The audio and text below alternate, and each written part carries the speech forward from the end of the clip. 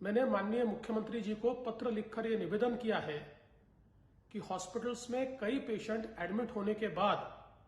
Suspected Covid इस प्रकार की उनकी एंट्री की जाती है, किंतु उनका समय पर स्वैब नहीं लिया जाता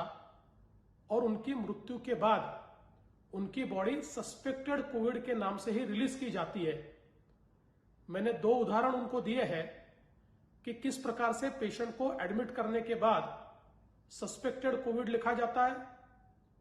स्वैब लिया जाए ऐसा एडविजरी दी जाती है, आइसोलेशन वार्ड में रखा जाए ऐसी एडविजरी दी जाती है, और उनके मृत्यु के बाद उसको नॉन कोविड इस प्रकार से ट्रीट करके सस्पेक्टेड कोविड लिखा जाता है, क्योंकि उनका स्वैब ही नहीं लिया जाता। मुख्यमंत्री जी को मैंने 2 केस पेपर्स भेजे हैं जिसमें पेशेंट को एडमिट करते समय सस्पेक्टेड कोविड लिखा गया, उनके एडवाइजरी में स्वैब लिया जाए,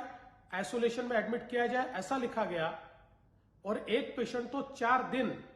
हॉस्पिटल में रहा और उसकी मौत हो गई, फिर भी उसका स्वैब नहीं लिया गया और बाद में मरने का कारण ये वापस सस्पेक्टेड कोविड लिखकर उसकी बॉडी रिलीज कर दी गई। और ऐसी एक ही हॉस्पिटल की 44 केसेस मेरे पास है और अलग अलग हॉस्पिटल्स की मिला के करीब 100 केसेस ऐसी है कि जिसमें इस प्रकार से बॉडी रिलीज कर दी गई है। इस प्रकार की कार्य पद्धति से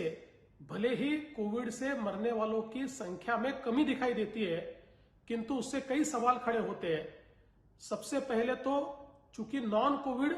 बॉडी के रूप में इस बॉडी को रिलीज किया जाता है, तो उसके अंत्य संस्कार भी नॉन कोविड बॉडी की तरह ही किए जाते हैं। साथ साथ कोविड पेशेंट के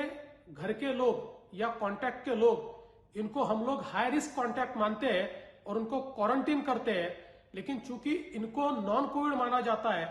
तो घर वालों को न क्वारंटीन किया जाता है न उनकी कोई टेस्ट की जाती है, और इसके चलते शायद बिना चाहते हुए भी उन घर वालों के माध्यम से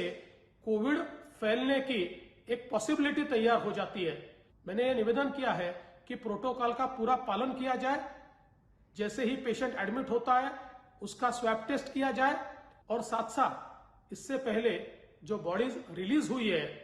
ऐसे लोगों के घर के लोगों को या क्लोज कॉन्टैक्ट को ट्रेस करके उनको क्वारंटीन करना और उनकी टेस्ट करना, ये भी कार्रवाई की जाए